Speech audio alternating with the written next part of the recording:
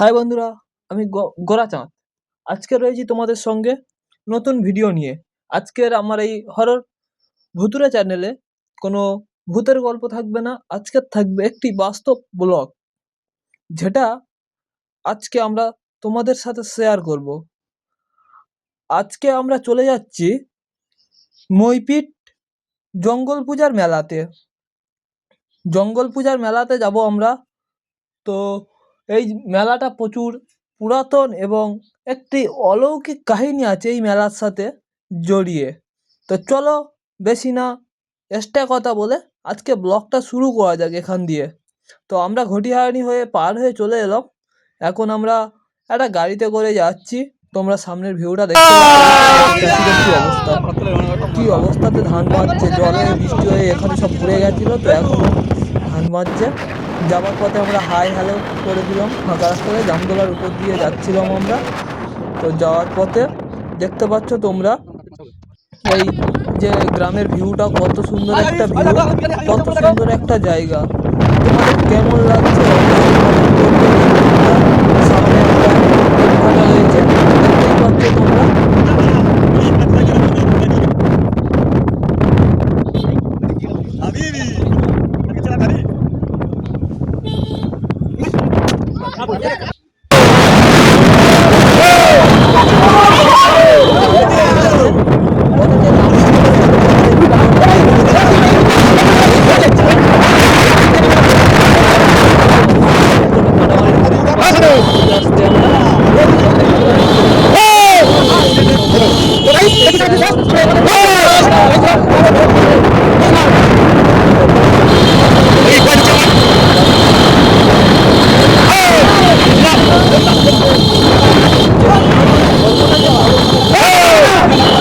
দেখো ধ্বজ লাগানো, তারপরে সামনে দেখুন একটা বৌদি যাচ্ছে বাইক নিয়ে, তার সাথে আর কি ঠাট্টা মজা করতে করতে আমরা চলে এসেছি। ভিড়টা দেখো। এখানে আমরা যেখানে লেগেছিলাম এটা হচ্ছে শনিবারের বাজার। এই শনিবারের বাজারের মধ্যে প্রচুর ভিড় জমেছিল। আমাদের সেভিং ভলেন্টিয়ার দাদারা যারা রয়েছে যত্ন সহকারে প্রত্যেককে সাহায্য করছিল যে গাড়ি এই রাস্তাতে যেতে পারবে না, বা এই রাস্তার মধ্যে গেলে সমস্যা হবে, বা যাতে না কোনো ঝঞ্ঝাট বা কোনো জামের মধ্যে পড়ে যায়, তার জন্য তারা হেল্প করছে। কিন্তু কি বলতো, একটা অত বড় মেলা, অত বড় তাই হয়েছে। দেখতে দেখতে আমরা ঢুকে গেছিলাম মেলার মধ্যে। অনেকটা যাওয়ার পরে প্রায় 10 কিলোমিটার মতো হাঁটার পরে আমরা হাঁটতে হাঁটতে বন্ধুদের সঙ্গে আমরা সেই মাটির রাস্তা দিয়ে নৌকা কাছে চলে গেলাম জেঠিঘাটাতে। জেঠিঘাটাতে পার হওয়ার পরে বেশ দীর্ঘ কিছুক্ষণের পরে আমাদের নৌকাটা ছাড়লো। জেঠিঘাটার ভিউটা তোমরা দেখতে পাচ্ছ কত সুন্দর হয়েছে বা কেমন। আর আকাশে রোদ, খুব সুন্দর পরিবেশ একটা। নদীর চারিদিকে জঙ্গল, আর জঙ্গলের মধ্যখানে মেলা। মেলা বলতে ওই ঠান্ডাতে পুজো হয়। ওই ঠান্ডার ঘটনা হচ্ছে, যত সুন্দরবনে এই মইপিট বলো, আশপাশে যতগুলো জেলে আছে সবাই ওই মন্দিরে না পুজো দিয়ে যায় না। কোনো জেলে মাছ ধরতে যায় না, কাঁকড়া ধরতে বলো, মধু সংগ্রহ করতে বলো, আর মাছ ধরতে বলো, প্রত্যেকে যায়। আর এই নদীটা যে দেখতে লাগছে অতটা ছোটো নয়, এই নদীটা বিশাল একটা বড় নদী। ঠিক আছে, তো সেই ক্ষেত্রে আমরা অনেকক্ষণ প্রায় 30 থেকে 40 মিনিটের মতো নৌকাতে পার হচ্ছিলাম। হওয়ার পরে আস্তে আস্তে আমরা চলে গেছিলাম সেই আমাদের গন্তব্যস্থল, আমাদের সেই মন্দির মেলাতে, জঙ্গল পূজার মেলাতে। তো দেখতে পাচ্ছ সাইডে একটা ব্যাগ চলে গেছে নদীর, ওই সাইডে একটা চলে গেছে, মানে ত্রিকোণ টাইপ।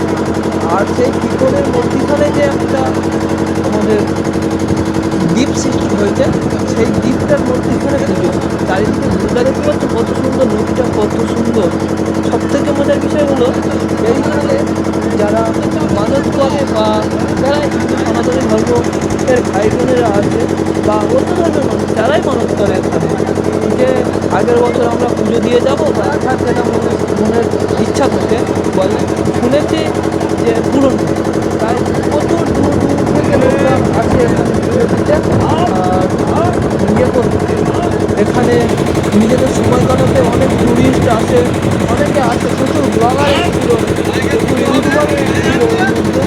প্রত্যেকের কন্টেন্ট ক্রিয়েট করতে, প্রত্যেকে এ করতে প্রচুর পরিমাণে নৌকা লোক জড়ো হয়েছে। একটা বিশাল, সাধারণত একটা নদীর মধ্যে দ্বীপের মধ্যে যেটা এইখানে সচরাচর দেখতে পাওয়া যায় না, গদ ভেঙে কাদা মাটি মারিয়ে এ করতে এত কিছু করে তারপরে তোমার যেই মেলার মধ্যে আসা একটা আনন্দ, একটা মানে বিশাল একটা ব্যাপার থাকে উপভোগ করার, যে নিজেদের লাইফ কালচারটাকে একটা ঐতিহ্যকে ধরে রাখা, সেটা খুব সুন্দর। প্রচুর প্রচুর পরিমাণ নৌকা এসেছিলো, এখানে এসেছিলো, সেখানে অনেক যে হয়েছিল। তো আমরা ফাইনালি দেখতে দেখতে চলে গেলাম সেইখানে। অ্যাকচুয়ালি আমরা মন্দিরে গিয়ে পৌঁছেছিলাম, মেলাটা যদিও নদীর ওপারে হয়, যেখানে গ্রাম। এই মন্দিরের বৈশিষ্ট্য আছে কি জানো, এখানে বাঘ আসে, এখানে জঙ্গলের জীবজন্তু আসে, কিন্তু ঠাকুরের আশীর্বাদে বা কোনো অলৌকিক কারণে এই যেদিনকে পূজা হয় তার আগের দিন থেকে আর সেদিন 4টে অবধি এই মন্দিরের আশপাশে তুমি অনেক রকম পায়ের ছাপ দেখতে পাবে, অনেক ঘটনা শুনতে পাবে, বাট কখনো তুমি একটা পশু মানে জঙ্গলি জানোয়ারকে দেখতে পাবে না। এটা ঠাকুরের আশীর্বাদ বা মার কৃপা, সেটা বলতে পারো। আর এই মন্দিরের চারিদিকে জাল দিয়ে ঘেরা, বা জঙ্গলের দিকে গেলে অনেকটা জাল দিয়ে ঘেরা, কেননা এখানে প্রায় সময় বাঘ আসে। এখান থেকে অনেক জেলেকে বাঘে নিয়ে চলে গেছে, বাঘে খেয়েছে, হয়তো একটা দুটো পায়ের ছাপাও আমি দেখাবো ভিডিওর মধ্যে।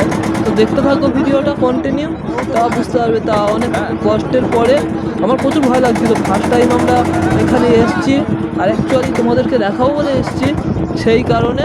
তো দেখতে পাচ্ছ আমরা নৌকাতে দাদা করছিল, দেখাচ্ছিল, পাশে প্রচুর নৌকা রয়েছে, বোট রয়েছে, প্রত্যেকের ছিল। আর সবথেকে বড় জিনিস, আজকেকার দিনে যত যাত্রী আসে, যত বন্ধু বান্ধব, যত টুরিস্ট আসে, কারোর থেকে একটা পয়সা নেওয়া হয় না, প্রত্যেকের ফ্রিতে নৌকা পারাপার করা হয়। প্রায় 30-40 মিনিট যা যায় নৌকাটা, একটা টাকা নেয় না, তারা নিজের গাঁটি থেকে খরচা করে যায়। আর সবথেকে বড় জিনিস দেখতে পাচ্ছ, একটা জঙ্গলের মধ্যে আর বোট নিয়ে কাদা মারিয়ে একটা বনে পুজো দিতে এত পরিমাণ লোক, এত পরিমাণ লোক, সত্যি একটা অবিশ্বাস্য কাহিনী। আর দেখতে পাচ্ছ কত বন জঙ্গল রয়েছে আশপাশে। আর একটু সামনে কিছুটা গেলে বাংলাদেশ, প্রায় বাংলাদেশের কাছে বললে চলে। এখান থেকে ঘন্টাখানেক গেলে বাংলাদেশের তুমি বর্ডার দেখতে পাবে। তবে নদীর মধ্যিখান ধরে সবাই তো খুব আনন্দ করছিল, উল্লাস করছিল। তো সবাই মিলে ফাইনালি দেখতে দেখতে আমরা লেবে গেলাম।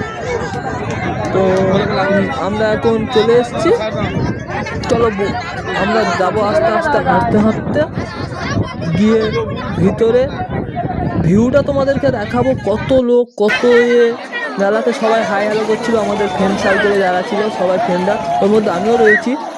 দেখতে পাচ্ছ আস্তে আস্তে লাভা শুরু করেছে সবাই। এখানে একজন লেবেছিল, প্রায় 1 মানুষের উপরে জ্বর। আর সেই ক্ষেত্রে এখানকার যে জেলে আশপাশের ছেলেরা আছে তাদের কোনো ভয় নেই, যে যার মতো লাভ মারছে, এ করছে, বিশাল আনন্দ করছে, বিশাল বিশাল। সেটা ধারণা করে বোঝাতে পারবো না তোমাদেরকে। হয়তো আমার ব্লগটা আমার যে ভয়েসটা শুনতে খুব একটা ভালো লাগবে কিনা জানি না, তবে ফার্স্ট টাইম তো। আর এই যে মুরগি দেখতে পাচ্ছি জঙ্গলের মধ্যে, এখানে একটা নিয়ম রয়েছে যে মুরগি খাওয়ার তারে নিয়ে গেলে জঙ্গল থেকে, এই ঠাকুরের মন্দির থেকে যদি তুমি একটা মুরগি নিয়ে যাও, নেক্সট বছর তোমাকে 2টো দিয়ে যেতে হবে। আর এই জঙ্গলের মধ্যে প্রচুর প্রচুর লোকজন পুজো দিতে এসছে। দেখো তোমরা দেখলে বুঝতে পারবে কি পরিমাণটা না ভিড় হয়েছে।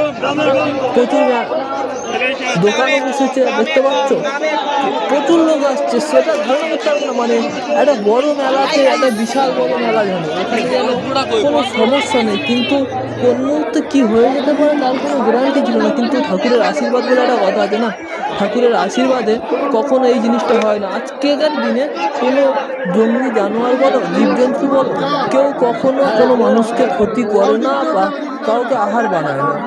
আর সবথেকে বড় জিনিস হলো, আজকের দিনে এই মন্দিরে যারা মানত করে বা যারা মানসিক করে, তাদেরকে কখনো মা খালি হাতে ফিরোয় না। এটাই হচ্ছে এই মন্দিরের সবথেকে মানে অলৌকিক দিক। আর সারা জঙ্গল জলে বুড়ে যায়, নদীতে এত পরিমাণ জল যে জোয়ারে পুরো দ্বীপটাই ডুবে যায়।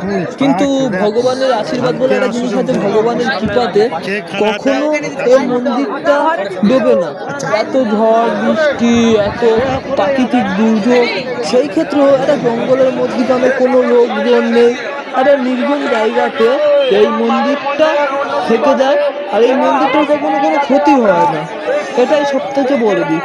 তো চলো ফাইনালি আমরা মন্দিরের মধ্যে পুজো দিয়ে বেরোয়েছি, আস্তে আস্তে আমরা যাচ্ছি বাইরের দিকে ঘুরতে দেখাবো। তো সঙ্গে থাকো, দেখতে থাকো, আমি আর বেশি বকবো না, চলো।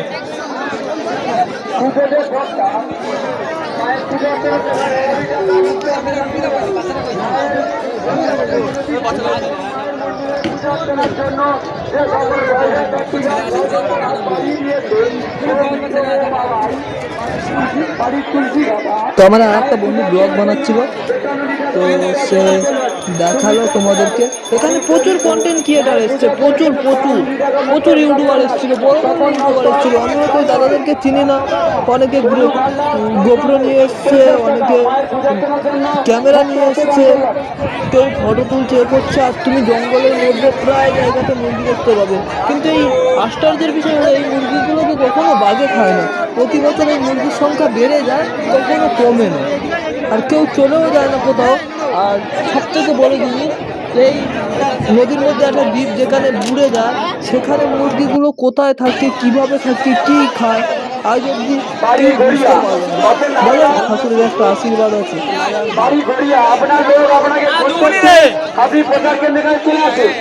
জয় শ্রীরাম।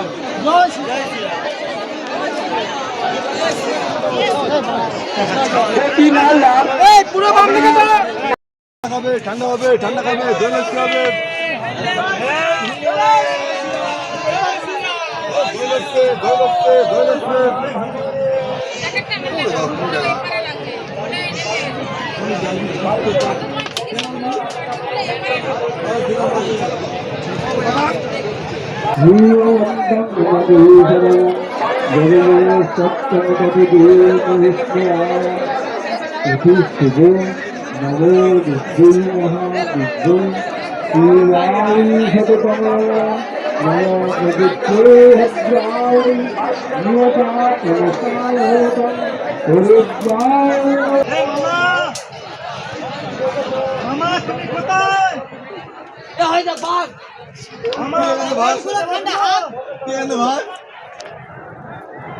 বলে হট হ্যান্ডেড ইংলিশ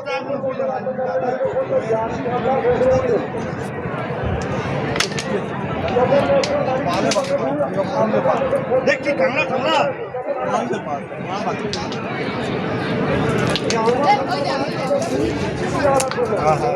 কোনটা মারা মা বাগের পাঁচ এই বস্তাটা নালে বাগের পাঁচ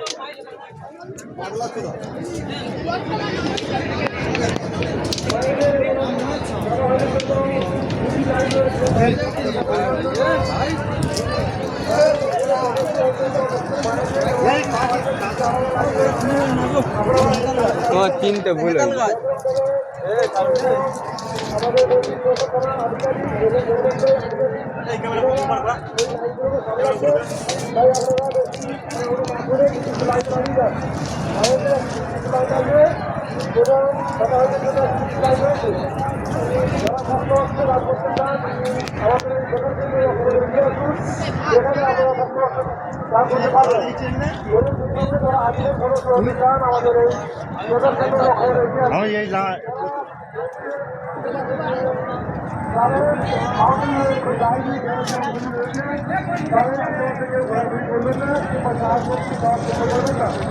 এই কাহানি বলে বলে নিয়ে যায়